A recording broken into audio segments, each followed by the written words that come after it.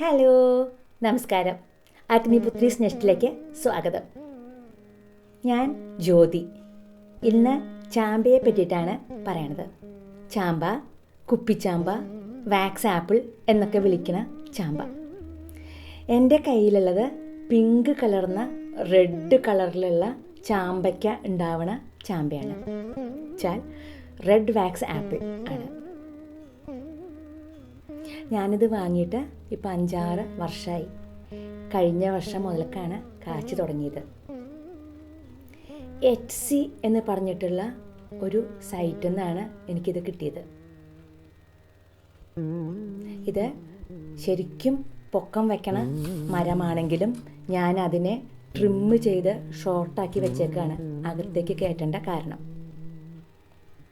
സ്പ്രിങ്ങിൽ പുറത്തേക്ക് വയ്ക്കുമ്പോൾ അത് ഇല മുഴുവൻ കൊഴിഞ്ഞ് നിറച്ച് പൂത്തു.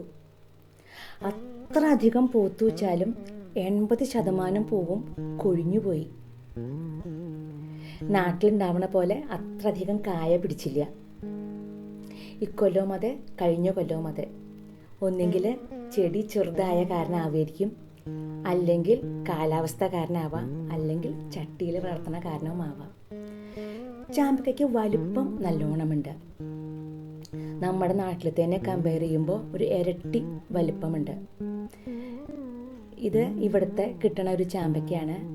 ഈ കൊഴിഞ്ഞു പോയ ഒരു ചാമ്പയ്ക്കേണ്ട ചെറുതായിരിക്കുമ്പോൾ അത് നാട്ടിലത്തെ ചാമ്പയ്ക്കാണെന്ന് വിചാരിച്ച് അടുത്ത് വെച്ചാൽ ഇത്രയും വ്യത്യാസമുണ്ട് നാട്ടിലത്തെ ചാമ്പ ഇവിടുത്തെ ചാമ്പയായിട്ട്.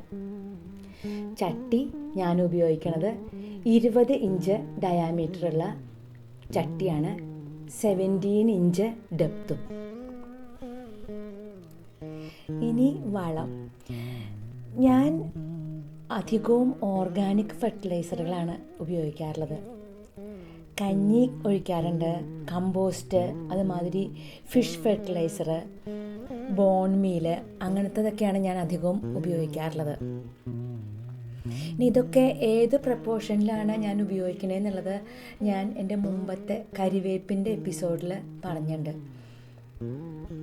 അത് എത്ര വീതമാണ് എന്നൊക്കെ കാണണമെങ്കിൽ പ്ലീസ് അത് എൻ്റെ ആ ചാനലിൽ പോയി നോക്കൂ.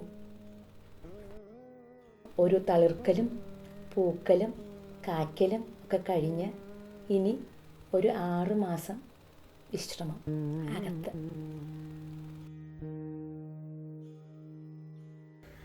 അപ്പോൾ നിങ്ങൾക്ക് ഈ വീഡിയോ ഇഷ്ടമായി എന്ന് മോഹിക്കുന്നു.